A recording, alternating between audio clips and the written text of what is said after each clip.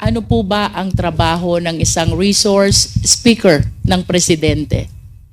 Pagka ho ba may maling desisyon ang presidente, will you not volunteer your legal expertise to correct the president? That for the very first time, the term online gaming was mentioned in Executive Order number 13. When the President issued Executive Order number 13, don't you think he legislated? I am unable to make an opinion. When the President issued EO number 13, providing for the term online gaming for the very first time, don't you think, Attorney Roque, that the President legislated? Again, Your Honor, I am unable to answer because that is not within my expertise. Sir, there's a principle in law. When the law does not provide, we should not provide. When the law does not include, we should not include. Kailangan din natin ang mas malalim na investigasyon sa sabwatan ng mga inihalal nating mga opisyal ng bayan, mapa-mayor, mapa-congressman, mapa-senador, at kahit pangulo ng ating bansa. Betray the Filipino people, attempting to kill the sovereignty of this nation at ibenta ang ating kalayaan. These public servants abusing their authority must be held accountable. Ngayong alam na po natin, tama na, tigilan na po natin to. Kailan tayo kikilos at magkakaisa? Naway gabayan tayo ng Ama na lumikha ng langit at lupa. Hindi tayo nag-focus sa sino ba si Harry Roque. We just focus on the issue which is on hand. Meron tayong principle sa batas, res ipsa loquitur. The thing speaks for itself. Yung EO13, kung saan nag-umpisa lahat ng pogos, it was during the time that he was the spokesperson of the president. So, ano bang meron?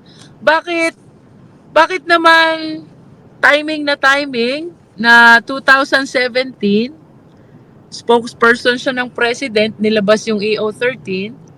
Pagkatapos, may nahuling Chinese national sa Tuba Benguet, Pogo operator, property pala niya.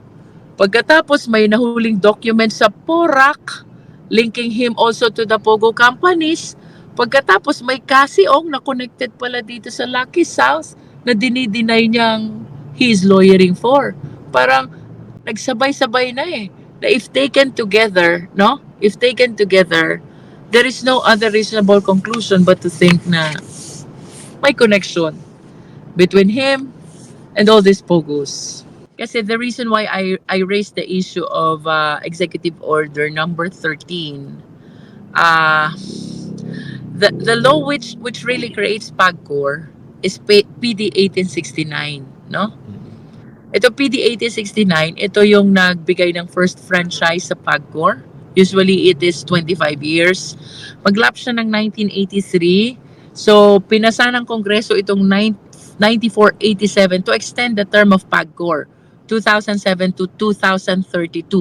Ito yung bagong term niya, no? Kaya lang all of a sudden lumabas itong EO13 na for the very first time ay lumutang yung salitang online gaming. Something which was not mentioned in PD 1869, something which was not mentioned in RA 9487, no? Ang pinupunto po natin kahapon, it is fundamental under the 1987 Constitution na may tatlong branches ng government.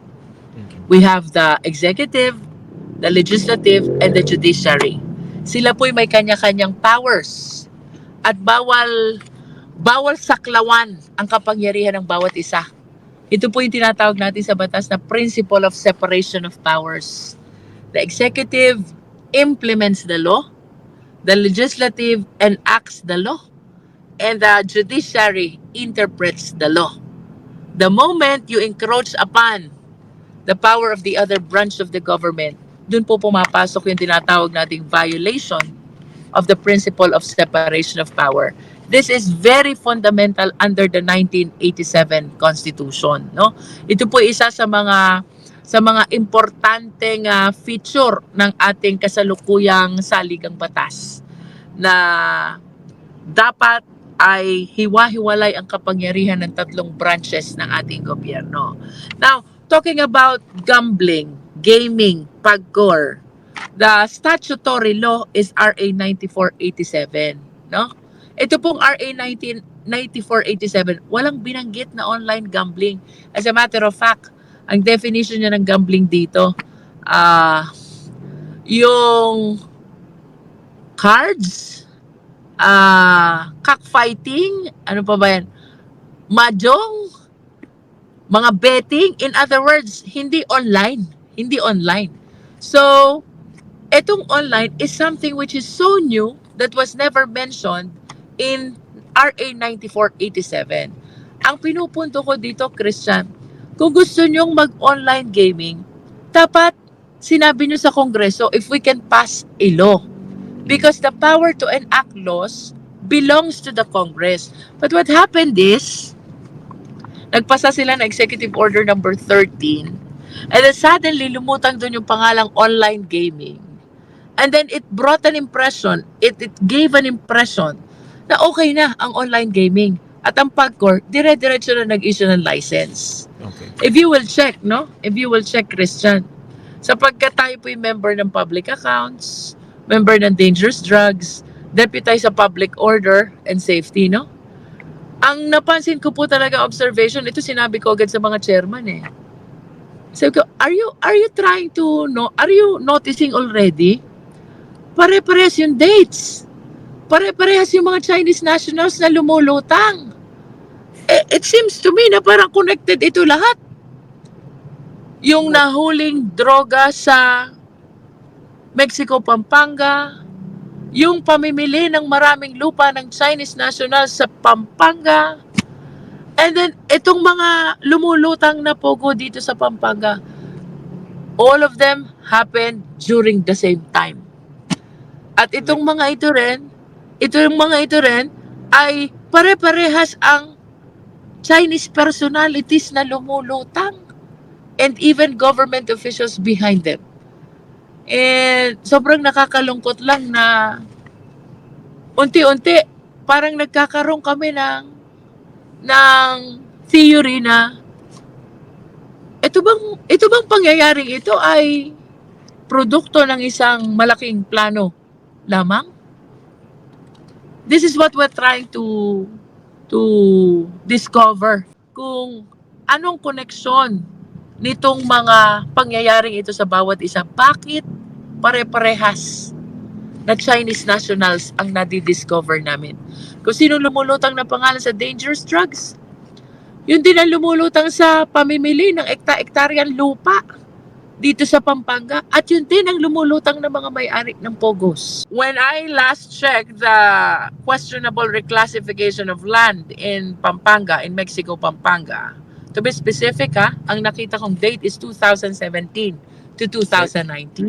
I am not certain nagkataon ba to? Ang EO13 po is 2017. We're trying to see kung anong connection mayroon ng mga pangyayaring ito, kung ito ba'y connected sa bawat isa. Yung ating kinombine na committees, these are 4 committees, no? Committee on Dangerous Drugs, ano pa ba? Public Order and Safety, and then we have, Public Order and Safety, Public Accounts, and then Human Rights, no? In other words, ang lumulutang na pangalan at pangyayari leads to one and the same direction. At ito po ang pinipilit nating pag-aralan sa ating ongoing investigation dito sa Quad Committee.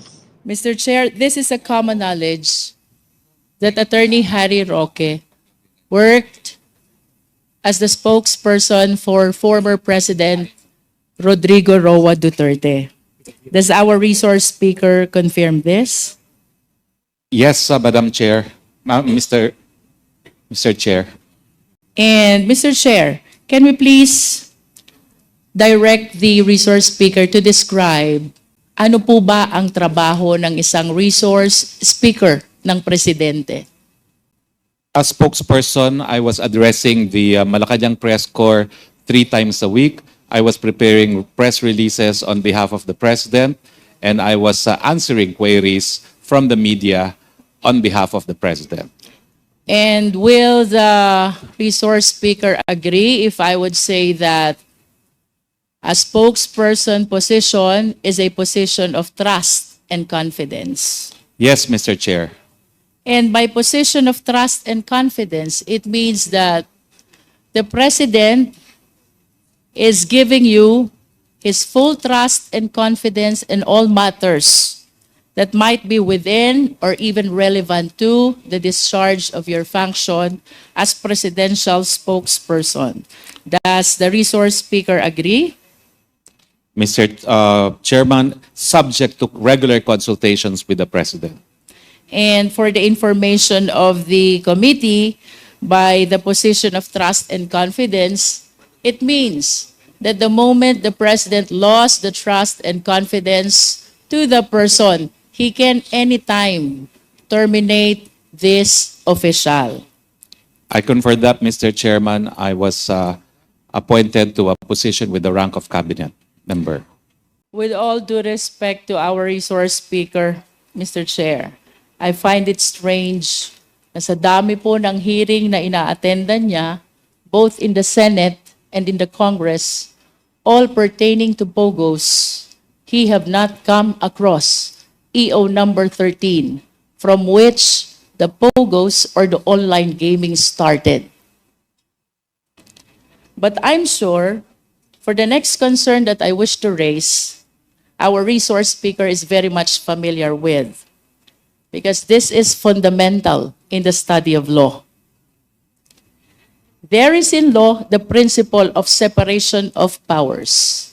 For the information of the Filipino people, I wish to read.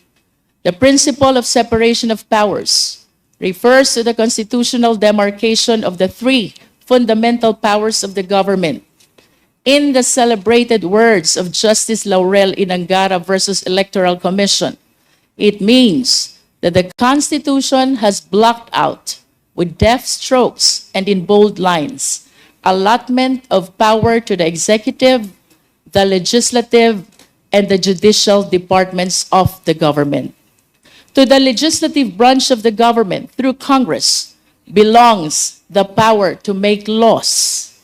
To the executive branch of the government through the President belongs the power to enforce laws. To the judicial branch of government through the court belongs the power to interpret laws. I wish to go back to Attorney Roque. Attorney Roque, don't you think that the President encroached upon the power of the Congress when he issued Executive Order number 13 providing for online? Well, Mr. Chair, first and foremost, I argued that case of Belica. I was lawyer in the Supreme Court for Mr. Belica, and I confirmed the principle of separation of powers. However, as I said, although it is not my expertise, I will give my opinion, my candid opinion.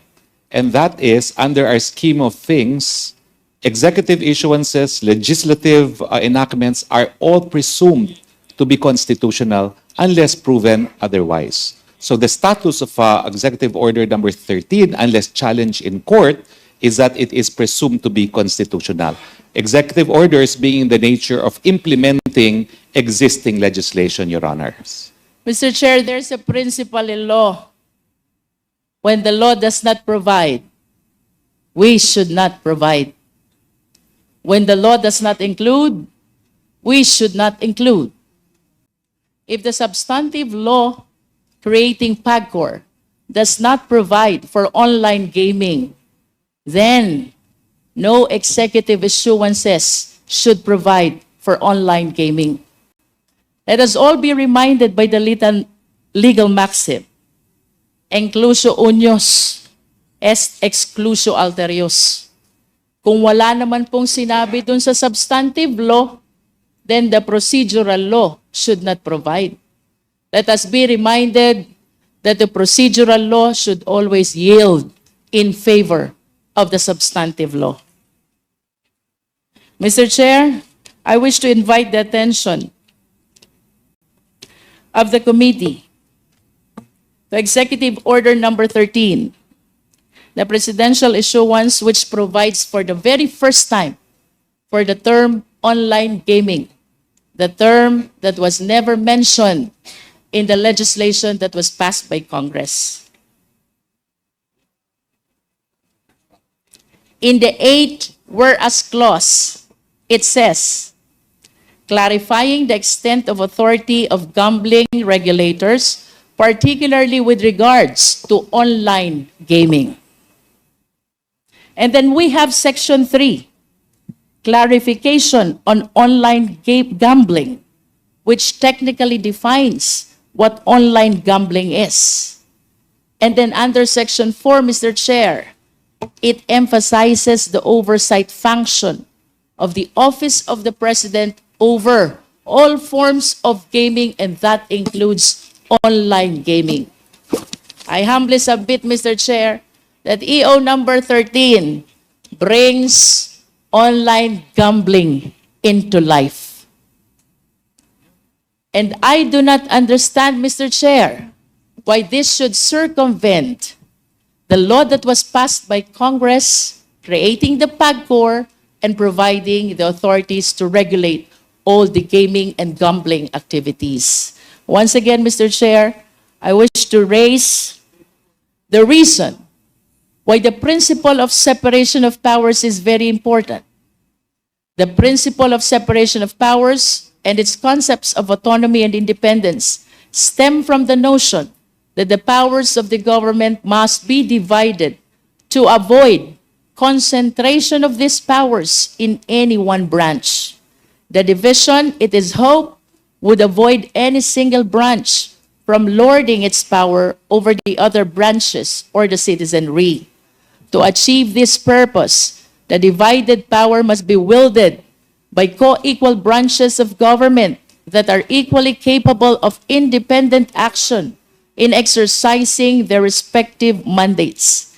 Lack of independence would result in the inability of one branch of government to check the arbitrary or self-interest assertions of another or others. To wind up, Mr. Chair, I wish to state for the record that when the President issued Executive Order number 13, it is the humble submission of this representation.